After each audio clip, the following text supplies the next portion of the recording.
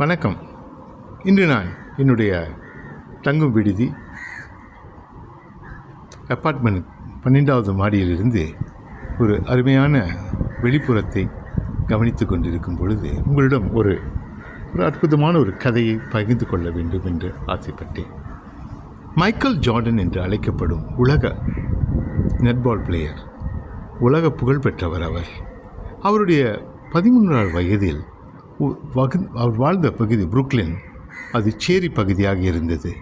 அந்த பகுதியில் எல்லாவற்றையும் இழந்த ஒரு சூழ்நிலையில் தன்னுடைய வாழ்க்கையில் எதிர்காலம் எதுவுமே இல்லாத உள்நிலையில் வாழ்ந்து கொண்டிருந்தார் மைக்கேல் ஜார்டன் தன்னுடைய குடும்பத்துடன். தகப்பனாரின் வருமானம் அவர்களின் செலவுக்கே பற்றவில்லை. அந்த தருணத்தில் ஒரு நாள் தகப்பனார் மகனை அருகே சொன்னார், மகனே, அவனுடைய நிலையை கவனித்து, நான் உன்னிடம் இந்த ஒரு பழைய சட்டையை தருகின்றேன், இதை நீ விற்க முடியுமா என்று கேட்டார். எவ்வளவு தான் விற்க முடியும் என்று கேட்டார். அதற்கு அவருடைய மகன் சொன்னான், இதை $1 விற்க முயற்சி செய்கின்றேன், ஆனால் நிச்சயமாக நான் விற்க முடியும் என்று சொல்ல முடியாது, முயற்சி செய்கின்றேன் என்றான். அந்த துணியை எடுத்துக்கொண்டு போய் அவன் துவைத்து காய வைத்து அதற்கு பிறகு ஒரு கட்டிலுக்கு அடியில் அழுத்தம் கொடுத்து அதை நேர்படுத்திய பிறகு அதை கொண்டு விற்க வேண்டிய சூழ்நிலை. ஏனென்றால் அந்த தருணத்தில் அவர்களிடம் ஒரு இஸ்திரி பெட்டி கூட வீட்டில் இல்லை. அதை வீட்டுக்கு அருகில் இருக்கும் ஒரு பகுதியில் ஒரு கிட்டத்தட்ட 6 மணி நேரம் முயற்சிக்கு பிறகு $2 விற்றான். அந்த $2 அவர் குடும்பத்துக்கு மிகவும் உதவியாக இருந்தது.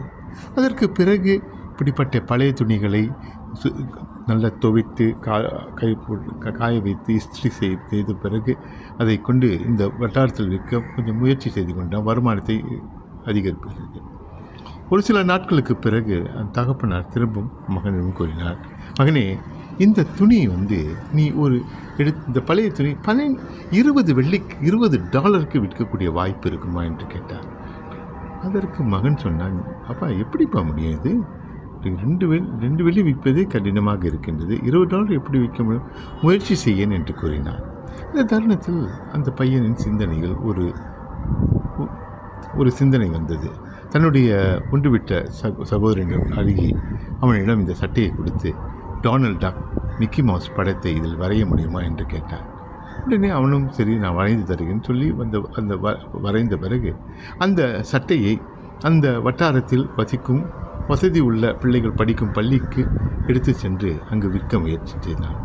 ஒரு வாகன ஓட்டி தன்னுடைய முதலாளிக்காக 10 வயது முதலாளிக்காக அந்த சட்டையை வாங்கி அங்கு சென்றார். அவர் வாங்கும்போது $20 அந்த சட்டைக்கும் அவனுக்கு ஒரு மேற்கொண்டு இன்னொரு $25 அவனிடம் கொடுத்தார்.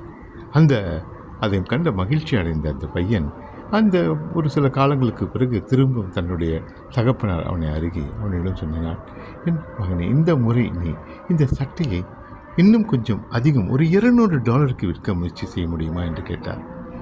முதலில் முடியாது என்று சொன்னவன் 2வது முயற்சி செய்தவன் அவனுக்கு ஒரு புதிய சிந்தனை வந்தது. அவனுடைய சிந்தனை விரிவடைந்தது.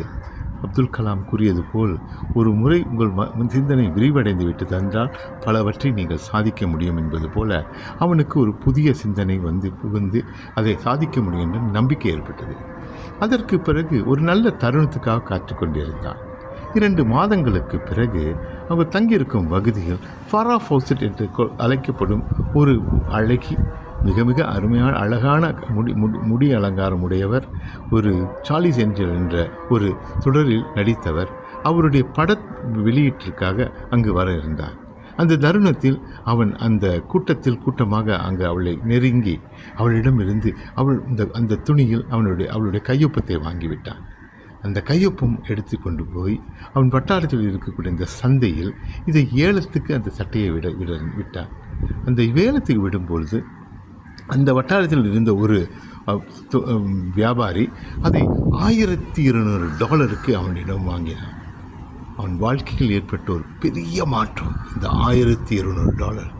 அதற்கு பிறகு தந்தையின் அருகில் அவன் படுத்து உறங்கும் பொழுது அவன் தகப்பன் கூறினார், இந்த 3 அனுபவங்களிலிருந்து உனக்கு கிடைக்கக்கூடிய என்ன அனுபவம் கிடைத்திருக்கு என்று கேட்கும் பொழுது மகன் கூறினான், முயற்சி செய்தால் நிச்சயம் வெற்றி அடைய முடியும் என்று.